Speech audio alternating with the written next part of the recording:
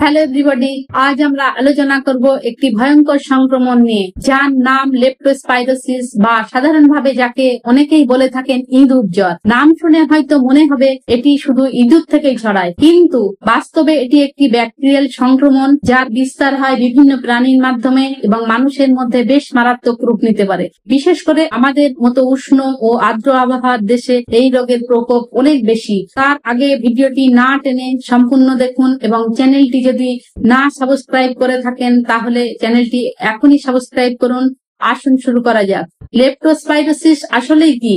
এটি এক ধরনের ব্যাকটেরিয়াল সংক্রমণ যার জীবাণুর নাম লেপ্টোস্পিরা ইন্ট্রোগ্যান্স। এটি সাধারণত ইঁদুর, গরু, শূকর, কুকুর এমনকি অন্যান্য প্রাণীর শরীরে বাস করে। আক্রান্ত প্রাণীর প্রস্রাবের মাধ্যমে এই ব্যাকটেরিয়া মাটিতে বা জলে ছড়িয়ে পড়ে।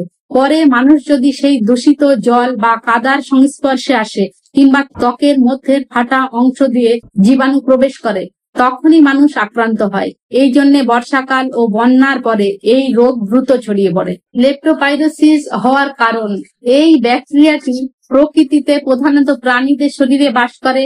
ইঁদুরকে এই রোগের প্রধান বাহক বলা হয়, তাই একে অনেকেই ইঁদুর জ্বর নামে চেনে। তবে শুধু ইঁদুর নয়, গরু, মহিষ, কুকুর, শূকর, ঘোড়া এমনকি অন্যান্য বন্য প্রাণীর শরীরে এই জীবাণু পাওয়া যায়। এরা সাধারণত নিজেদের শরীর রোগ ছাড়াই জীবনকে বহন করে চলে আর প্রস্রাবের মাধ্যমে জীবাণুকে বাইরের পরিবেশে ছড়িয়ে দেয়। এই প্রস্রাব যখন মাটি, নোংরা জল বা কাদার মধ্যে মিশে যায়, তখন সেখানে জীবাণুটি দীর্ঘদিন বেঁচে থাকতে পারে। আমাদের দেশে বর্ষাকাল ও বন্যার সময় প্রচুর জল জমে থাকে, রাস্তাঘাট কাদায় ভরে থাকে।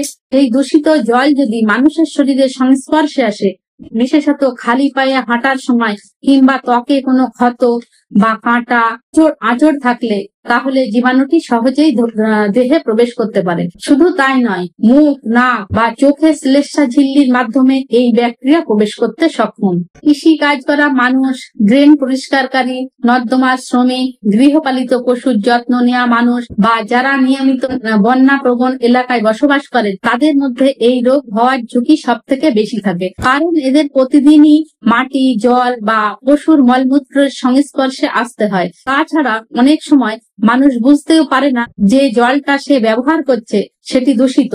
গ্রামাঞ্চলে পুকুর বা নদীর জল দিয়ে স্নান করা, চাষের মাঠে খালি পায়ে কাজ করা কিংবা পশুর গোবর প্রস্রাবে ভেজা মাটিতে চলাফেরা করার সময় জীবাণু শরীরে প্রবেশ করতে পারে। সবচেয়ে বড় বিষয় হলো দূষিত পরিবেশ বা অসচেতনতা। আমরা যদি সুরক্ষামূলক ব্যবস্থা না নেই, যেমন গাম্বুট, দস্তানা ব্যবহার না করি বা খালি পায়ে কাদায় হাঁটি, তাহলে সংক্রমণের সম্ভাবনা কয়েক গুণ বেড়ে যেতে পারে। এইভাবে একটি অদৃশ্য ব্যাকটেরিয়া ধীরে ধীরে মানুষের শরীরে প্রবেশ করে প্রাণঘাতী অসুখের কারণ হয়ে দাঁড়ায়। সংক্ষেপে বললে, লেপ্টোস্পাইরোসিস হওয়ার মূল কারণ হলো প্রাণীর প্রস্রাবে বহনকৃত ব্যাকটেরিয়া মানুষের শরীরে প্রবেশ করে, আর এই জন্য দায়ী দূষিত জল, মাটি, কাদা এবং সরাসরি পশুর সংস্পর্শ। লেপ্টোস্পাইরোসিস বা ইঁদুর জ্বরের লক্ষণ ও সিবিসি রিপোর্ট সম্পর্কে আলোচনা করব। লেপ্টোস্পাইরোসিসের লক্ষণ শুরুতেই অনেকটা সাধারণ জ্বর বা ভাইরাল ফিভারের মতো দেখা দেয়। এই জন্য প্রথম দিকে রোগী বুঝতে পারে না আসলে সে কি অসুখে আক্রান্ত হয়েছে। সাধারণত সংক্রমণের 5 থেকে 14 দিনের মধ্যে উপসর্গগুলো প্রকাশ পায়। প্রথমেই রোগী হঠাৎ উচ্চ জ্বরে আক্রান্ত হয়, এর সঙ্গে প্রচন্ড মাথা ব্যথা, সারা শরীর পেশিতে ব্যথা, বিশেষ করে পিঠ, পায়ের পেশিতে ব্যথা অনেক বেশি হয়। এছাড়া চোখ লাল হয়ে যাওয়া, আলো সহ্য করতে না পারা, প্রচন্ড ক্লান্তি ও দুর্বলতা দেখা যায়। অনেক সময় রোগীর বমি বমি ভাব, ডায়রিয়াও হতে পারে। রোগের অগ্রগতির সঙ্গে সঙ্গে কিছু রোগীর ক্ষেত্রে ওয়েটস ডিজিজ নামক জটিল রূপ দেখা দেয়। এতে লিভার ও কিডনি আক্রান্ত হয়, ফলে শরীর ও চোখের সাদা অংশ হলুদ হয়ে যায়, অর্থাৎ জন্ডিস হয়, বা প্রস্রাবে রক্ত দেখা দিতে পারে এবং রোগীর তীব্র দুর্বলতায় ভুগতে থাকে। গুরুতর ক্ষেত্রে রোগীর শ্বাসকষ্ট, রক্তক্ষরণ এমনকি মস্তিষ্কের প্রদাহ, মেনিনজাইটিস পর্যন্ত হতে পারে। তাই প্রথম দিকে সাধারণ জ্বরকে অবহেলা করলে তা জীবনঘাতী পর্যায়ে পৌঁছাতে পারে। এবার বুঝবো সিবিসি রিপোর্টে কি কি পরিবর্তন হয়। লেপ্টোস্পাইরোসিস রোগী সিবিসি রিপোর্ট বা কমপ্লিট ব্লাড কাউন্ট পরীক্ষা করলে কিছু গুরুত্বপূর্ণ পরিবর্তন ধরা পড়ে। সাধারণত দেখা যায় লিউকোসাইটোসিস বা লিউকোপেনিয়া। রোগের শুরুর দিকে অনেক সময় শ্বেত রক্তকণিকা অর্থাৎ ডাব্লিউবিসির সংখ্যা বেড়ে যেতে পারে, আবার কিছু ক্ষেত্রে তা কমেও যেতে পারে। এটি রোগীর রোগ প্রতিরোধ ব্যবস্থার উপর নির্ভর করে। নিউট্রোফিল নিউট্রোফিলের সংখ্যা বৃদ্ধি পায়। সিবিসি তে দেখা যায় নিউট্রোফিলের সংখ্যা অনেকটা বেড়ে যায়, যা ব্যাকটেরিয়াল সংক্রমণের ইঙ্গিত দেয়। লিম্ফোপেনিয়া, অনেক সময় লিম্ফোসাইটের সংখ্যা স্বাভাবিকের তুলনায় কম থাকে। থ্রম্বোসাইটোপেনিয়া, রোগীর প্লেটলেট সংখ্যা কমে যেতে পারে। এই জন্য লেপ্টোস্পাইরোসিসের অনেক সময় ডেঙ্গু বা অন্যান্য ভাইরাল জ্বরের সঙ্গে মিশিয়ে ফেলা হয়। প্লেটলেট কমে গেলে রোগীর শরীরে ফুসকুড়ি বা রক্তক্ষরণ বা নাক দিয়ে রক্ত পড়া দেখা দিতে পারে।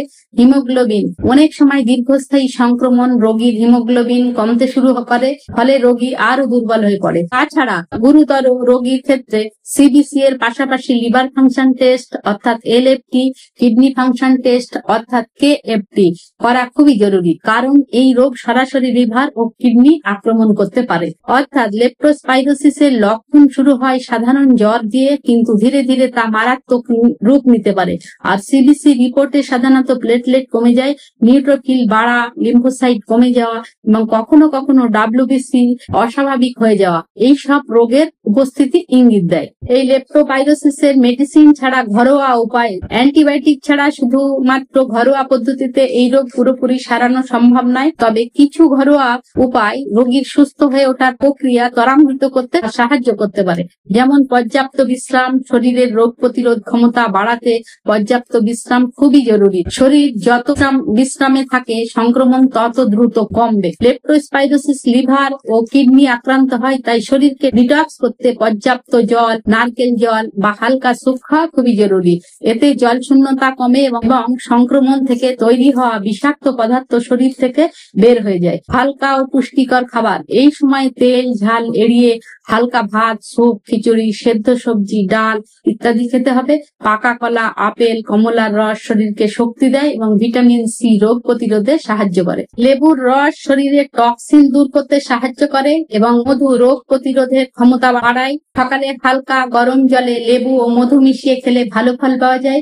শরীর ব্যথা ও পেশি ব্যথা কমাতে গরম জলে সেক দেওয়া যেতে পারে। পরিষ্কার পরিচ্ছন্নতা বজায় রাখা, আক্রান্ত অবস্থায় রোগীকে সবসময় পরিষ্কার রাখতে হবে এবং জীবাণু যাতে অন্যদের মধ্যে ছড়াতে না পারে সেই দিকে সতর্ক থাকতে হবে। লেপ্টোস্পাইরোসিস বা ইঁদুর জ্বরকে আমরা অনেক সময় সাধারণ জ্বর ভেবে অবহেলা করি, অথচ এই রোগ আমাদের লিভার, কিডনি, মস্তিষ্ক এমনকি ফুসফুস পর্যন্ত ক্ষতিগ্রস্ত করতে পারে। তাই জ্বরের সঙ্গে চোখ লালা হওয়া, প্রচন্ড শরীর ব্যথা, বমি, প্রস্রাবের সমস্যা ও অস্বাভাবিক দুর্বলতা দেখা দিলে কখনো দেরি না করে চিকিৎসকের কাছে যেতে হবে। মনে রাখবেন, সময় মতো চিকিৎসা শুরু হলে এই রোগ থেকে সম্পূর্ণ সুস্থ হওয়া সম্ভব, কিন্তু অবহেলা করলে তা জীবনঘাতী হতে পারে। এই রোগ প্রতিরোধে সবচেয়ে বড় উপায় হলো আমাদের সচেতনতা ও পরিষ্কার পরিচ্ছন্নতা। বন্যার সময় বা নোংরা জলে খালি পায়ে হাঁটবেন না। পশুর সংস্পর্শে গেলে হাত মুখ ভালো করে ধুয়ে ফেলুন। আর সম্ভব হলে সব সময় পরিষ্কার জুতো, গ্লাভস ব্যবহার করুন।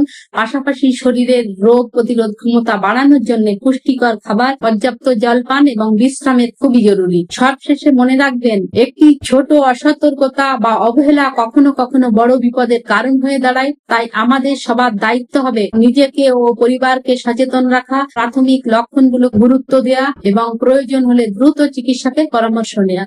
আশা করি আজকের আলোচনা থেকে আপনারা লেপ্টোস্পাইরোসিস বা ইঁদুর জ্বর সম্পর্কে স্পষ্ট ধারণা পেয়েছেন। তাই এই ভিডিওটি যদি ভালো লাগে তাহলে লাইক, কমেন্ট, শেয়ার করুন। আর যদি এখনো চ্যানেল সাবস্ক্রাইব না করে থাকেন তাহলে অবশ্যই সাবস্ক্রাইব করুন। সুস্থ থাকুন, সচেতন থাকুন এবং অন্যদের এই তথ্য জানাতে ভুলবেন না। ধন্যবাদ।